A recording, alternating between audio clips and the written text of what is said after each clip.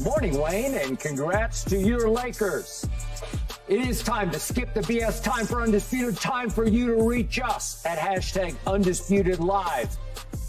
Ooh, time to talk LeBron and the Lakers and the controversial finish to last night's in-season tournament quarterfinal game. As I always say, LeBron is the most interesting man in sports. No LeBron game is ever ho-hum, run-of-the-mill, nothing to talk about here. There is always a dramatic subplot in every game played by the drama king. Always some controversy or some intriguing new narrative. And what happened at the end of last night's game just might help put this new in-season tournament on the national map. Now, in the middle of Eagles-Cowboys week, all anybody's going to be talking about this morning is whether the Suns got robbed because of a genius move by LeBron James.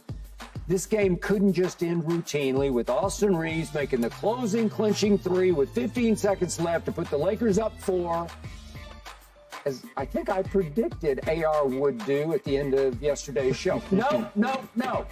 Then Kevin Durant made a nice up and under layup at the other end to cut it to 2 with 11.2 seconds left. Then all hell broke loose. LeBron inbounded to Austin Reaves, who was trying to get fouled, did get double teamed, did lose the ball before LeBron on the other side of the floor signaled timeout to referee Tom Washington, who granted said timeout, even though the Lakers no longer had possession of the basketball. Here's Suns coach Frank Vogel. There you go. So, Anthony Davis missed his second free throw with 6.6 seconds left, and KD wound up rushing up a 3 from 30 feet that missed everything. Lakers advanced to the Final Four in Las Vegas, 106-103, and now it is time to hear from 2 lifelong Laker fans who grew up right here in Los Angeles, Richard Sherman, Keyshawn Johnson. Good morning to both of you. But Keyshawn, you first, please. Did the Suns get robbed? No, they didn't get robbed. I think what's happening in this situation, if you continue to look at everything in real time, you can't see that Austin Reaves had possession of the ball pinned against his leg. Simultaneously, at the same time, LeBron was gesturing timeout vocally and with his hands. Then the ball slips away. If you look at the video and you look at the freeze frame or you look at slow-mo, you can see that Austin Reaves had possessed the basketball pinned against his leg at this particular time. Same time LeBron is calling the timeout. By the time the referee looks over there, the ball is dribbling away from Austin Reaves. So everybody immediately says, oh, the ball got away from him. He didn't have possession of it. That's not true. Are you sure that Austin ever had possession of it after he started to stumble? It looked like he lost control. But it pinned against his leg, though, Skip. So that control? I don't know. That according to the referees, it is. I mean, when you look at what they said, here's what the crew chief, Josh Tiven said. Yes. During live play, the official felt that L.A. still had possession of the ball when LeBron James requested the timeout. Through post-game video review in slow-motion replay, we did see that Austin had his left hand on the ball while it pinned against his left leg, which does constitute control. I mean, are you going to argue with people that do this for a living? I'm not. I'm not going to argue with the rules and what they see. I know, but they got to explain it the way they have to explain it to make themselves look correct here, right? But you could see it, though, Skip.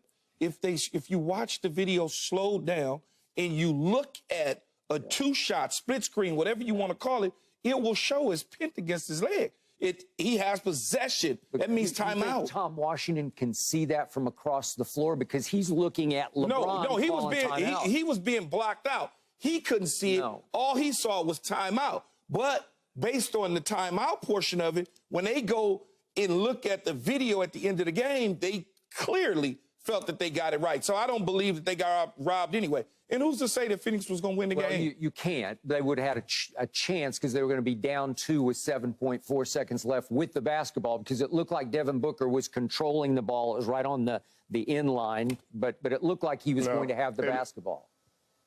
It looked like, to me, it looked like Grayson Allen. It bounced off Devin Booker's leg and went out of bounds before Grayson Allen could stop it. But either way, you know, it wasn't like a guaranteed anything. You know, they're saying that like, oh my God, we had the ball, we have enough time to do something.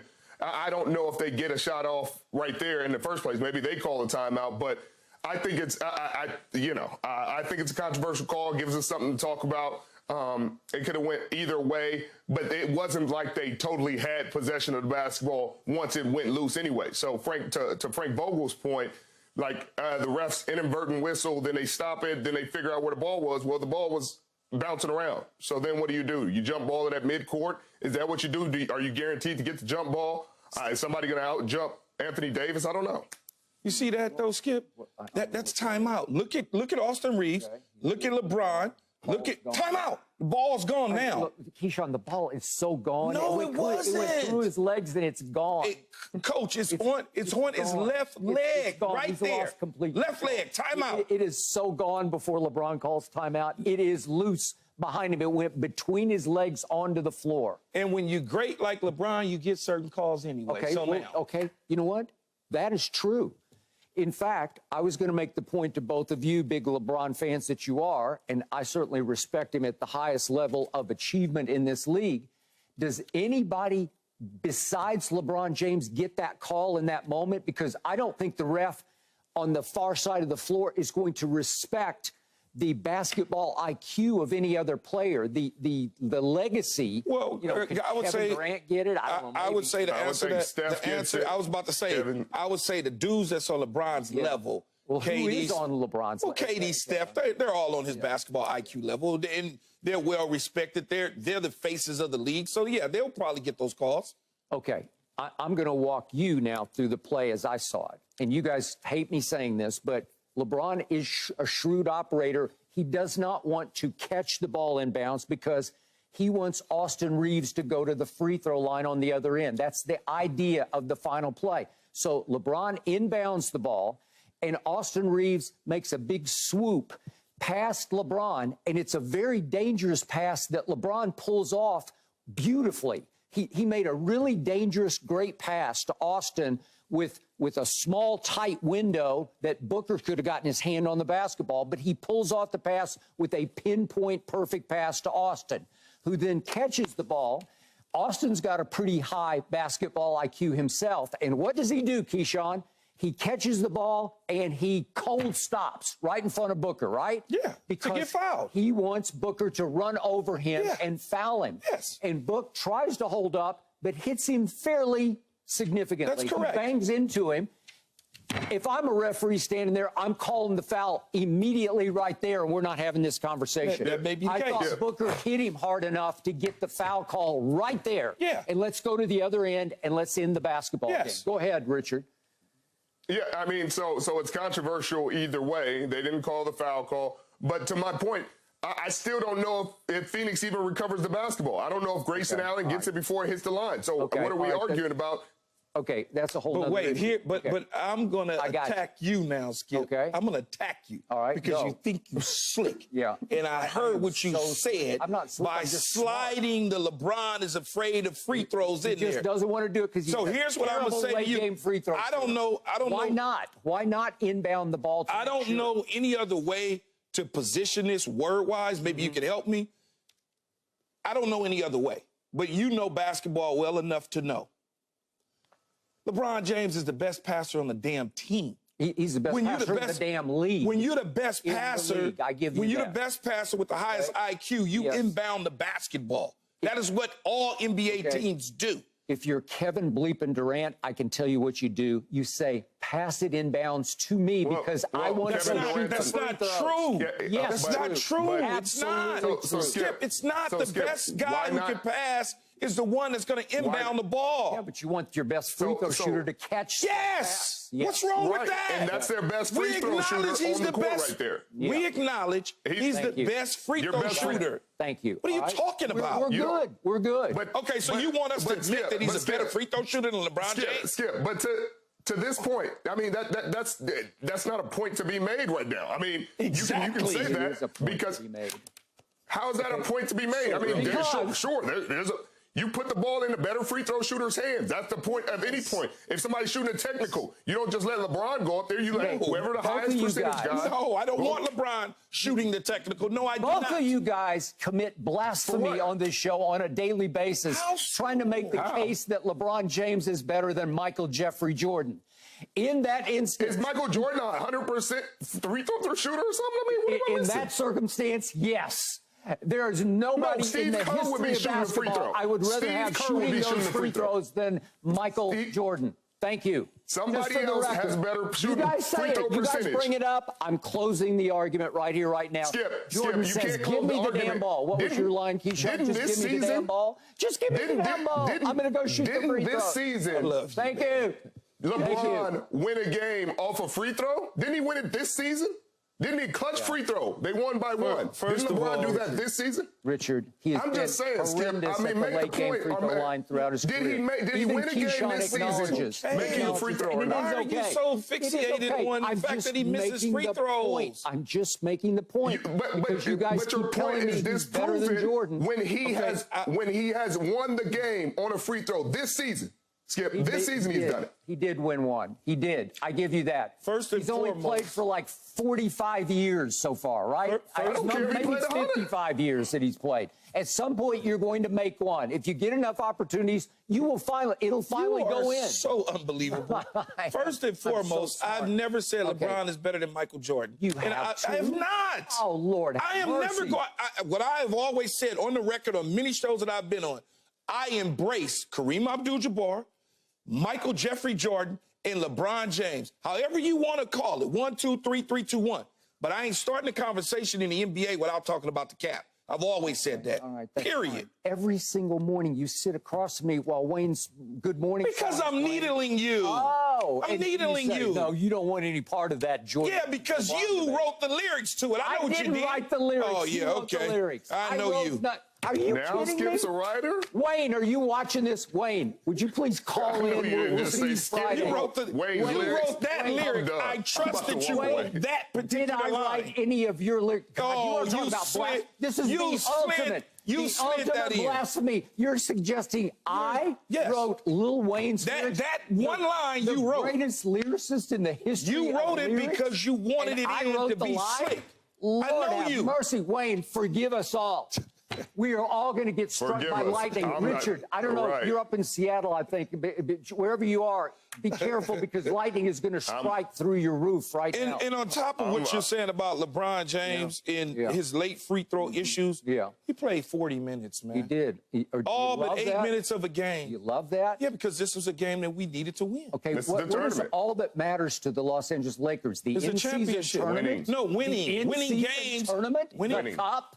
Winning games, you got now? Winning games to compile those W's so we get the right seeding to make a run in a championship. That matters. So LeBron cares about the in-season tournament. He said it multiple times. He said he cares about it for the guys on the end of the bench that want this money. And you could see those guys celebrating with him. Skip, he scored 15 of the first 19 and assisted on the other 2 baskets in the fourth quarter. Okay. I mean. And yet, Richard, to your point, I appreciate you opening up that discussion because he was sensational for the first 10 minutes of the fourth quarter because he did score 15. But after the 2:21 mark, he took one more shot. He drove on, shot a little sort of up and under layup, and he left it on the. No, he didn't get fouled. He just left it on the edge of the rim. But the point was that was the only shot he took in the last 2:21. Austin Reaves, LeBron kept deferring to Austin like, you close it, because I first guessed this before the season started. Austin Reaves is the new closer for these Lakers. However far they go in close late games, it's going to be Austin closing because LeBron has validated him. LeBron has ordained you be the closer now. You can just see possession after possession. LeBron was saying, no, you go. Austin missed his first 2 jump shots in the last 2 minutes and 21 seconds. But when it was time, when it was push comes to shove, what did he do with 15 seconds left? He said, I got this. You do realize with those 15... He stepped into that 3 with all of his legs, and he made it. You do realize with 15 seconds ago, he had a clear look at the basket. No, he had to create it. It was a step back. He had a clear look. Yeah. Nobody was within 10 feet of him. You pull that trigger when you have that confidence. Yeah. He has the green light to do that. He has the green light. And so he knocked it down. But I love that blueprint of let LeBron shoulder the load all the way to the 2-minute mark, then let Austin take it home. That's first of all, that's the blueprint. Austin wouldn't have had to take it home if Anthony Davis. Well, that's a whole nother issue. Yeah, exactly. Yeah.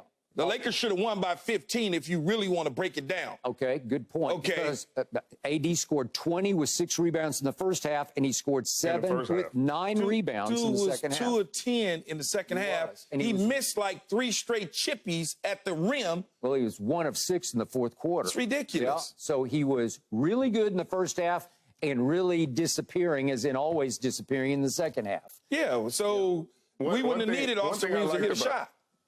Yeah. One thing I liked about the in-season tournament and the way they're calling it is they're calling it like the playoffs. They're not calling it like a regular season game in terms of the refs calling fouls and ticky-tack fouls and not letting them play the game. It looked like a playoff atmosphere. It did. Players eventually stopped complaining because they were like, okay, so this is how they're calling it today. They're letting them play. And it was cool to see because you get tired of the complaining, the flopping, the oh, my God, oh man, give me the call. And they're not running back down on defense. You saw the effort on the defensive end from the Los Angeles Lakers the entire game. You saw the effort from LeBron James, Anthony Davis, offensively, defensively. I enjoyed that part. Cam Reddish on Devin Booker was a fun matchup to watch the whole night. I enjoyed the energy because it looked like players actually cared and they played hard. And it wasn't just a regular season game. I did enjoy that part. I would agree. So speaking of energy and effort, Keyshawn, you got to give your man AD this much. He crashed the boards all night because he led all rebounders with 15. But more important, he had 9 offensive rebounds. Yeah, he had offensive rebounds, but he needed to put some of those back in the bucket. Okay, I got it. But in the fourth quarter alone, he had 5 offensive rebounds. Look at your shot. Do you have the stat? I'll just read it to you. Okay, look at what happened last night. This is a discrepancy you rarely see. The Phoenix Suns, look at your total shots attempted by the Phoenix Suns. They took 75 shots. Look how many the Lakers took. 102. So that's 27 more shots attempted by the home team. Yeah, we shot the ball poorly, though. We only shot 37%. Shot terrible. How many games are you going to win shooting 37%? Not many. It's going to be rare. No, not many. Unless you get 27 more shots. Why did you get that? Because the offensive rebounds are 21 for your team to 8 for theirs. The turnovers are 20 for the Suns to only 9 for your home team. He should be able to get offensive boards. He's the biggest, most athletic dude underneath the rim. Nurkic isn't athletic. No, he's not. And so you should be able to do that. But when you up there, there's chippies to be made. That is correct. We threw him a lob with about 6 minutes ago. He missed that. Okay. Okay, then we came back 13 seconds later. He missed that. Okay. I mean, like, at some point, I'm not down on him. We won the game. But look, if Austin Reaves wasn't there at that moment in time, we'd probably lose the game. Because that guy did not carry the load, so Austin Reaves had to step up as our number 2 guy late in the game. I am with you, but you can't fault his effort. At least he was trying. He didn't go in the tank in the second half and just drift I understand what you're saying, Skip. Yeah. But we win the game by 15 if he just make those easy at the cup. You are exactly That's all right. I'm saying. All right, just last quick thought, because we're going to address this full on in a few minutes here. But just a quick thought. You go first, Keyshawn. Will the Lakers win this all, win the whole tournament? So they got more games. New Orleans. They got New Orleans, and then the winner of the Bucks and then probably Milwaukee. Yep, maybe Milwaukee. If LeBron plays the way he played, AD plays the second half the way he played the first half, or at least half of that, and Austin Reaves does his job, then I'll say the Lakers win. Okay. That combination has to happen, though. All right, fair enough. Yeah, I would say the same thing. It just the Anthony Davis factor is the one. I think LeBron has been consistent. I think everybody else has been fairly consistent. I think it's going to depend on how Anthony Davis plays. If he goes and folds up, then we lose the tournament. If he performs like he did throughout the tournament, then I think we win. Okay, I got the Lakers because I think LeBron is taking this far more seriously than Giannis is taking it, and it's going to come down to those two. All right, we got to talk Cowboys. We got to talk Eagles. We got to talk Jerry Jones shrugging off losing Shaq Leonard to the Eagles. I love it, but these two probably don't. Here we go. No mercy, no mercy, no mercy. Thanks for watching, Undisputed fans. Do you want more highlights from the show? Make sure to click that subscribe button for all the exclusive content from Undisputed.